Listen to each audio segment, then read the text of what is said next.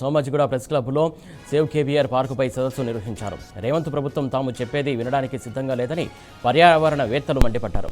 అందుకే కేబీఆర్ పార్కును రక్షించుకోవడానికి ఒక యుద్ధం చేస్తున్నామని చెప్పారు. యుద్ధంలో ప్రజలే గెలుస్తారని పర్యావరణవేత్తలు కుండబద్దలు కొట్టారు. పచ్చని చెట్లను అన్యాయంగా నేలమట్టం చేస్తున్న రేవంత్ ప్రభుత్వానికి గుణపాఠం తప్పదని హెచ్చరించారు.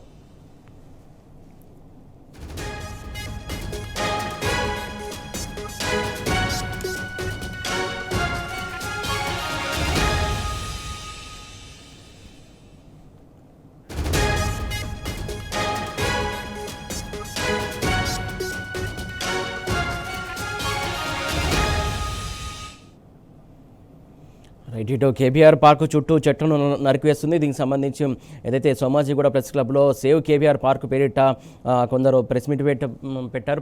ప్రధానంగా పర్యావరణవేత్తలు దీనికి సంబంధించి సీరియస్ అవుతున్నటువంటి అంశం. దీనికి సంబంధించి పూర్తి అప్డేట్స్ మా కరెస్పాండెంట్ కిరణ్ అందిస్తారు. కిరణ్ చెప్పండి. ప్రధానంగా కేబీఆర్ పార్క్ చుట్టూ ఫ్లైఓవర్లు అండర్ పాస్లు నిర్మిస్తామని రాష్ట్ర ప్రభుత్వం ఒక పెద్ద విధ్వంసానికి తెరలేపింది. ఉన్నటువంటి చెట్లన్నీ కూడా ఎకో పార్క్ సంబంధించినటువంటి చెట్లన్నీ కూడా దాదాపు 2000 చెట్లను ఇటీవల కాలంలో తొలగించి ఆ పనులన్నీ కూడా కొనసాగిస్తుంది. దీనిపైన నిన్న సుప్రీంకోర్టు ఆగ్రహం వ్యక్తం చేసింది. ఇష్టానుసారంగా చెట్లను ఎలా కొట్టివేస్తారంటూ కూడా ఆగ్రహం వ్యక్తం చేసినటువంటి నేపథ్యంలో గత ప్రభుత్వం కూడా ఇటు ఫ్లైఓవర్లు అండర్ పాస్లు నిర్మించాలని తలపెట్టింది. కానీ ఏ ఒక్క చెట్టును ముట్టుకోకుండా ఏ ఒక్క ఇంటిని కూడా టచ్ చేయకుండా ఒక ప్రణాళికను రూపకల్పన చేసింది. కానీ ఇప్పుడున్నటువంటి ప్రభుత్వం పూర్తి స్థాయిలో అక్కడ ఉన్నటువంటి చెట్లన్నింటినీ కూడా తొలగించి ఇష్టానుసారంగా చెట్లన్నింటినీ కూడా కొట్టివేసి అక్కడ ఉన్నటువంటి ఆ భూమిని అంతా కూడా చదును చేసి కాంక్రీట్ జంగల్ గా మార్చేటువంటి ప్రయత్నం చేస్తుందంటూ ఒక లాయర్ సంబంధించినటువంటి వ్యక్తి సుప్రీంకోర్టులో ఒక పిటిషన్ వేశారు. అయితే ఇవాళ కూడా కొంతమంది దానిపైన అభ్యంతరం కూడా వ్యక్తం చేసినటువంటి పరిస్థితులు కనిపిస్తున్నాయి. అభివృద్ధి పేరుతో ప్రభుత్వంలో ఉన్నటువంటి పచ్చదనాన్ని ఏ విధంగా నాశనం చేస్తారు, కేబీఆర్ పార్క్ చుట్టూ ఉన్నటువంటి చెట్ల తొలగింపు పైన మీరు ఇప్పటికే సుప్రీంకోర్టు ఆగ్రహం వ్యక్తం చేసిందని కూడా చెప్పారు. ఎకో సెన్సిటివ్ జోన్ లో ఉన్నటువంటి ఈ ప్రాంతం అంతా కూడా నిర్మాణాలను ఏ విధంగా చేపడతారంటూ ఆగ్రహం వ్యక్తం చేశారు. ఫ్లైఓవర్లు ప్రాజెక్టుల కోసం ప్రకృతిని బలి చేస్తున్నారని కూడా పర్యావరణవేత్తలు ఆగ్రహం వ్యక్తం చేశారు. అయితే ఓవైపు ఇప్పటికే హీట్ వేవ్ భారీ స్థాయిలో పెరుగుతోంది. గతంలో ఎన్నడూ లేని విధంగా హైదరాబాద్ లో దాదాపు 45 నుంచి 46 డిగ్రీల ఉష్ణోగ్రతలు నమోదవుతున్నాయి. ఇలాంటి నేపథ్యంలో అందులో ఉన్నటువంటి జీవరాశులు కేబీఆర్ పార్క్ లో చాలా ఉన్నాయి. వాటి మనుగడ కూడా కూలిపోయేటువంటి అవకాశం అయితే కనిపిస్తుంది. పర్యావరణ పరిరక్షణలో ప్రభుత్వం పూర్తిగా నిర్లక్ష్యం వహిస్తుంది. గతంలో కంచగచ్చిబౌల్లో కూడా లక్షల చెట్లను నరికి అక్కడ ఉన్నటువంటి వన్యప్రాణులను రోడ్డుపైకి తీసుకొచ్చినటువంటి పరిస్థితి కనిపించింది. అప్పుడు కూడా సుప్రీంకోర్టు ఆగ్రహం వ్యక్తం చేసింది. దాదాపు 29-30 నెలల కాలంలో రాష్ట్ర ప్రభుత్వం కాంగ్రెస్ పార్టీ రేవంత్ రెడ్డి చేసినటువంటి అరాచకాలు కావచ్చు, కుట్రలు కావచ్చు, పర్యావరణవేత్తలు ఆగ్రహం వ్యక్తం చేస్తా ఉన్నారు. ఇంకా ఆ చెట్లన్నీ కూడా తొలగించినటువంటి పరిస్థితి కనబడింది. ఆ ప్రాంతం అంతా ఒకసారి మనం చూడొచ్చు. ఎక్కడికక్కడ చెట్లన్నీ కూడా నరకడంతో పూర్తి స్థాయిలో అక్కడ ఉన్నటువంటి పరిస్థితి కూడా చాలా బోసిపోయి అక్కడ ఉన్నటువంటి కళా విహీనంగా మారిపోయినటువంటి సందర్భం కనిపిస్తుంది.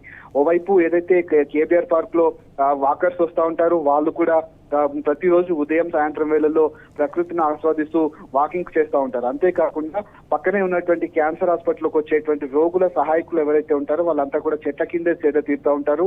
పేషెంట్ తో ఒకరు మాత్రమే సహాయకుడు లోపల ఉంటాడు కాబట్టి మిగతా వాళ్ళు వాళ్ళ బంధువులైనా ఎవరైనా వచ్చినప్పటికీ అక్కడే లంచ్ చేసేటువంటి కార్యక్రమం కావచ్చు, లేదంటే రాత్రి కూడా డిన్నర్ కూడా అక్కడే చెట్ల కిందనే కూర్చొని షెల్టర్ లో ఉండేటువంటి పరిస్థితి గతంలో చెట్ల కింద ఉన్నటువంటి పరిస్థితి కనబడింది. పూర్తిగా అవన్నీ కూడా తొలగించడంతో ఆ ప్రాంతంలో కనీసం కూర్చొని మంచినీళ్లు కూడా తాగలేనటువంటి దుస్థితి ఏర్పడింది.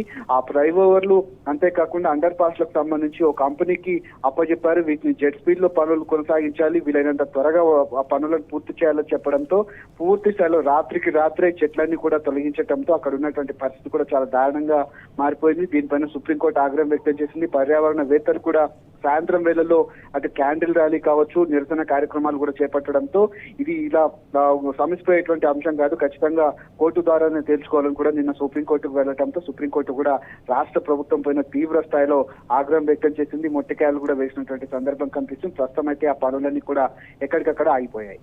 కిరణ్, ముఖ్యంగా కోర్టుకు సంబంధించి విషయం తీసుకున్నట్లయితే ఏ అంశానికి సంబంధించి తీసుకున్నా కూడా కోర్టు చాలా విషయాల్లో కాంగ్రెస్ సర్కార్ పైన సీరియస్ అయినటువంటి సందర్భాలు మనం చూస్తున్నాం. ఇప్పుడు కూడా ఈ విషయంలో కూడా సీరియస్ అవుతున్నా కూడా పట్టించుకోకుండా తన పని తాను చేసుకోబోతున్నటువంటి పరిస్థితి చూస్తుంది. అంటే కోర్టు ఆదేశాలు కూడా బేఖాతరు చేయడం ఎంతవరకు కరెక్ట్ అనుకోవాలి? ఖచ్చితంగా సురేష్, ఎందుకంటే రాష్ట్ర ప్రభుత్వం ఏ అంశం చేపట్టినప్పటికీ అటు హైడ్రా విషయంలో ఇండ్లు కూర్చటం కావచ్చు, లేదా చెరువుల విషయంలో ఇటీవల కాలంలో హైకోర్టు కూడా ఆగ్రహం వ్యక్తం చేసింది. కంచబచ్చిబోలి విషయంలో కావచ్చు, లగచర్ల ఇష్యూ కావచ్చు, చాలా వరకు చెట్లనే ధ్వంసం చేసేటువంటి ప్రయత్నించింది. గత ప్రభుత్వం చెట్లను నాటి ప్రకృతిని పెంచినటువంటి పరిస్థితి ఉంది, ఆక్సిజన్ పెంచినటువంటి పరిస్థితి కనబడింది. ఆ హరితహారం పేరుతో లక్షలాది కోట్లాది మొక్కలను ప్రతి ఏటా వర్షాకాలంలో పెద్ద మొత్తంలో మొక్కలను నాటినటువంటి పరిస్థితి కనబడింది.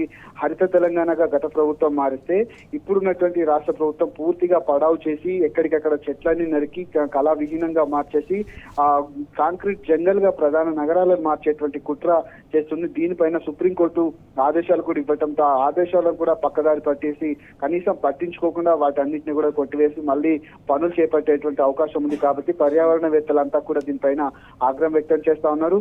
రాష్ట్ర ప్రభుత్వం ఇదే విధంగా ముందుకెళ్తే మాత్రం ఖచ్చితంగా ఈ అంశంలో మరోసారి కోర్టు నుంచి కూడా మరొకసారి ఆదేశాలు తీసుకొని ఈ అంశాన్ని కూడా పూర్తిగా ఆపేసేటువంటి ప్రయత్నం చేస్తామంటూ కూడా పర్యావరణవేత్తలు ఆగ్రహం వ్యక్తం చేస్తా ఉన్నారు. Right, thank you Kiran.